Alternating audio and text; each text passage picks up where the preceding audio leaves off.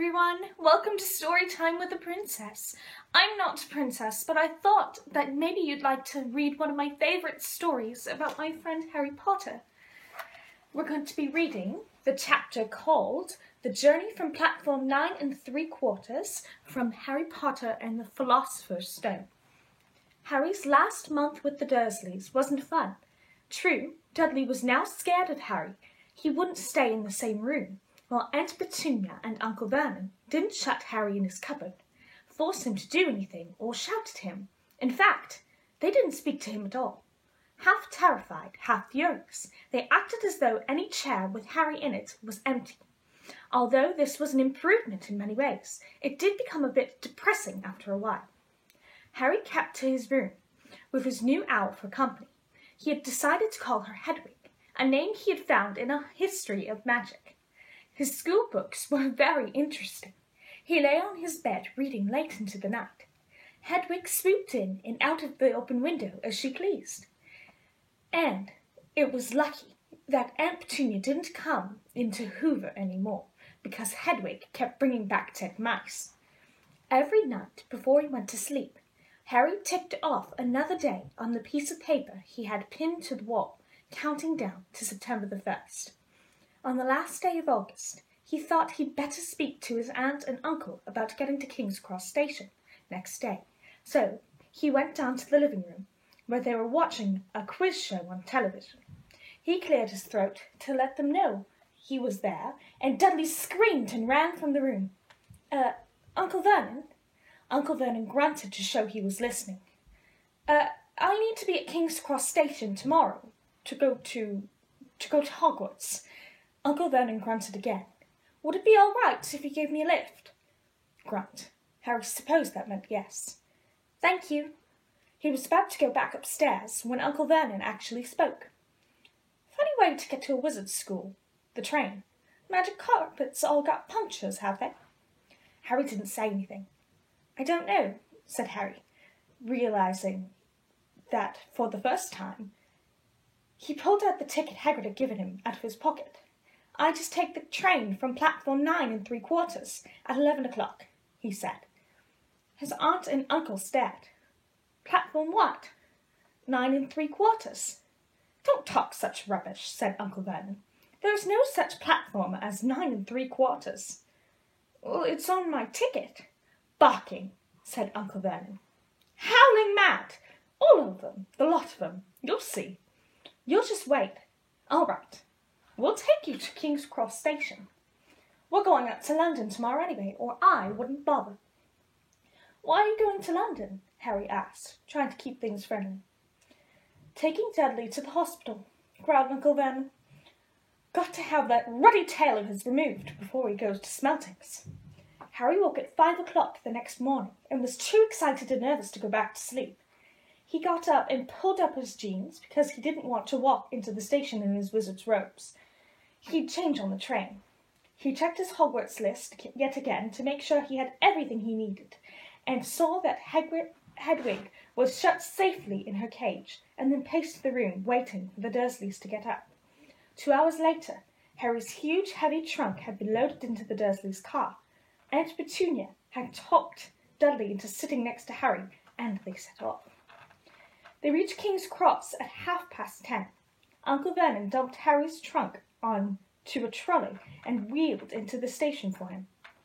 Harry thought this was strangely kind until Uncle Vernon stopped dead, facing the platforms with a nasty grin on his face. Well, there you are, boy. Platform 9, platform 10.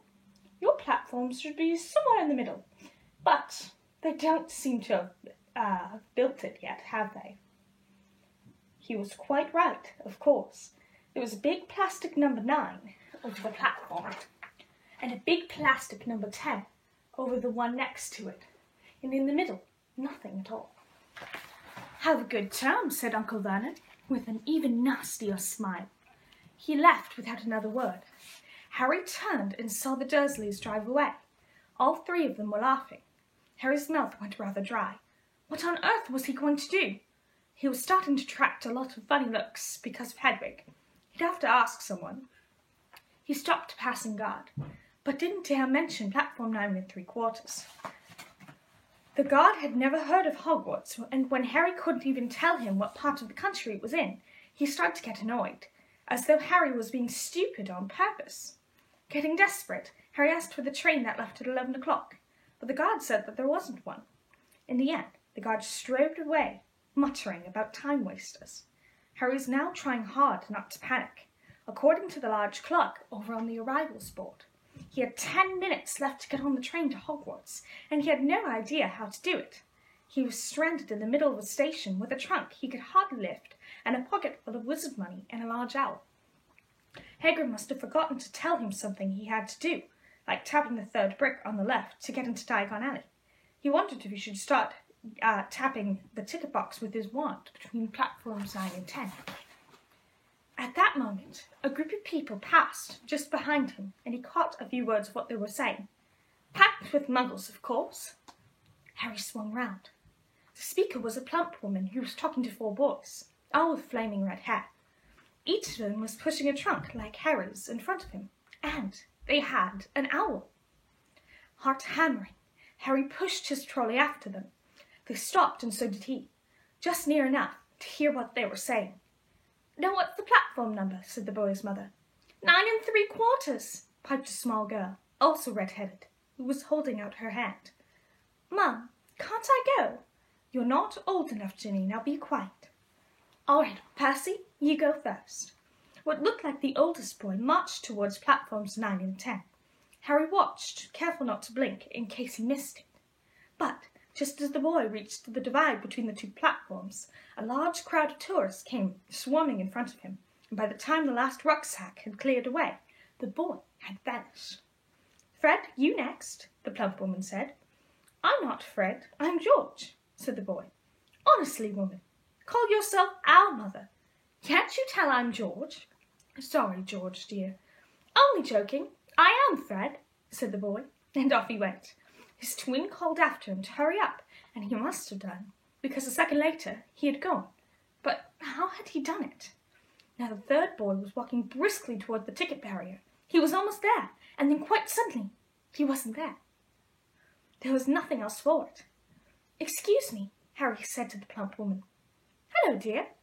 First time at Hogwarts. Ron's new too." She pointed at the last and youngest of her sons. He was tall, thin, and gangling, with freckles, big hands and feet, and a long nose. "Yes," said Harry.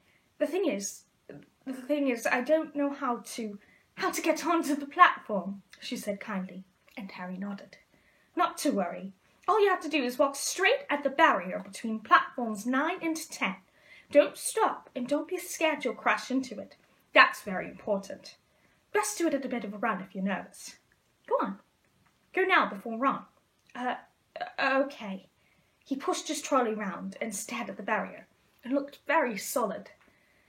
He started to walk towards it. People jostled him on the way to platform 9 and 10. Harry walked more quickly. He was going to smash right into that ticket box, and then he'd be in trouble. Leaning forward on his trolley, he broke into a heavy run. The barrier was coming nearer and nearer. He wasn't able to stop. The trolley was out of control. He was a foot away. He closed his eyes, ready for the crash. And it didn't come.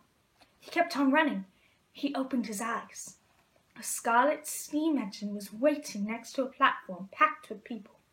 A sign overhead said, "Hogwarts Express, 11 o'clock. Harry looked behind him and saw a wrought iron archway where the ticket box had been, with the words platform 9 3/4 on it. He had done it. Smoke from the engine drifted over the heads of the chattering crowd, while cats of every colour wound here and there between their legs. Owls hooted to each other in a disgruntled sort of way over the babble and the scraping of heavy trunks. The first few carriages were already packed with students, some hanging out in the windows to talk to their families, some fighting over seats. Harry pushed his trolley off down the platform in search of an empty seat. He passed a round-faced boy who was saying, "Gran, I've lost my toad again." "Oh, Neville," he heard the old woman sigh. A boy with dreadlocks was surrounded by a small crowd. "Give us a look, Lee. Go on." The boy lifted the lid on a box in his arms, and the people around him shrieked and yelled as something inside poked out a long, hairy leg. Harry pressed on through the crowd until he found an empty compartment near the end of the train. He put Hedwig inside first, and then started to shove and heave his trunk toward the train door. He tried to lift it up the steps, but could hardly raise one end, and twice he dropped it painfully on his foot.